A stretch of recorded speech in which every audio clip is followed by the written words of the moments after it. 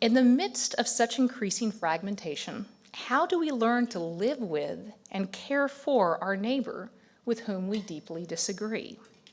How do we live out our faith convictions amidst difference with those around us?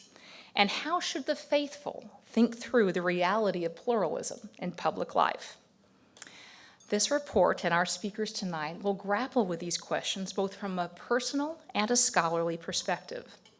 Ultimately, our hope and goal is to offer some insight on the meaning of embracing a principled pluralism, one that acknowledges deep differences and their implications, but encourages the patience, humility, and respect needed to enable us to live together in peace, and provides the framework for us to attempt to persuade each other of what we hold to be right, true, and just, rather than simply fight those we believe to be wrong.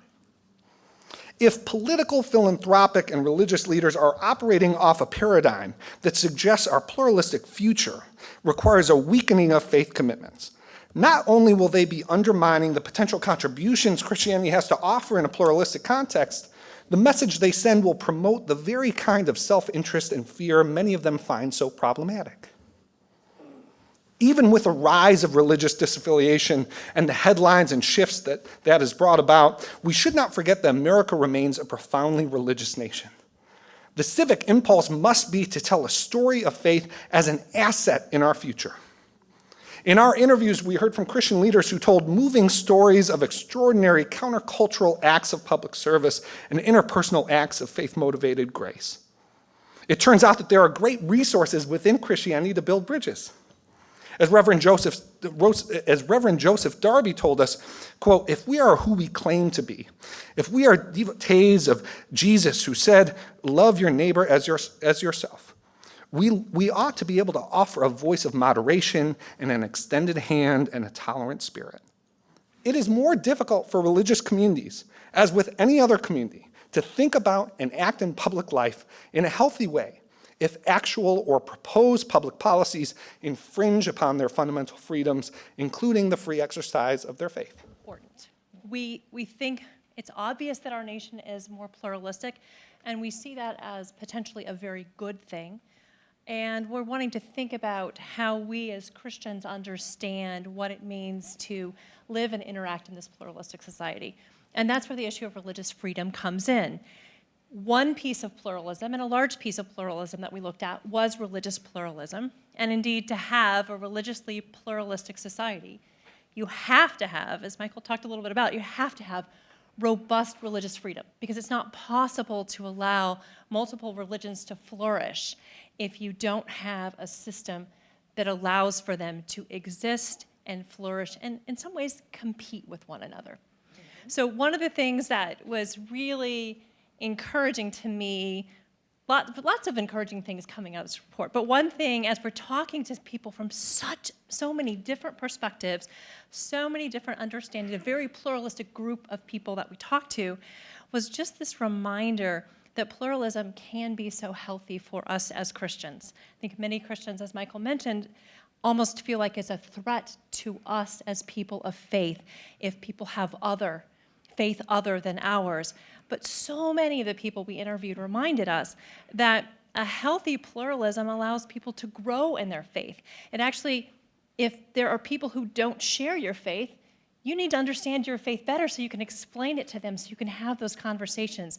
So we see how religious freedom allows multiple religions to flourish, and as multiple religions flourish, those who adhere to those religions can flourish themselves because they can grow in their faith, they can explain their faith better, and hopefully they can live out their faith more meaningfully. I offer two answers to that, Sherry.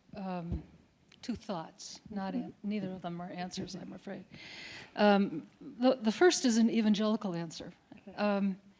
If we love the Lord and think that there is something in that experience that is worthy of other people's experiences, then we want to be in relationship with them.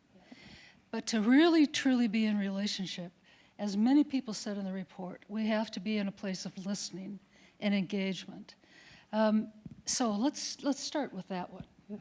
good evangelical response. But the other thing that I would say is, alongside of any Christian claim about eternal truth is a Christian claim for imminent humility. And we need to be offering that in this context as well. One thing I would add, and those are both really important pieces, but the third piece, and this is something that came out in a lot of our interviews, is this reminder that we're all made in the image of God. And so if we look at each person as someone who bears the image of God, whatever their religion, whatever their ultimate truth claims, we need to be able to see God in them and seek to love them. Humanly, it's a little bit harder, but seek to love them with God's love. And if we look at people as bearing the image of God, it completely changes the way we interact with them, and it can take away so much of that tension. And I guess the last part is how one sees his and her role as a person of faith. So Israel was called into a pluralistic reality and was given a set of standards by which to live, but his role was to be a source of light and blessing to the world. That continued in the New Testament. And so if I understand my role as a witness is to be a source of light and blessing, then I'm no longer looking at people as damned. Anyway, I'm seeing myself as commissioned to be light and blessing.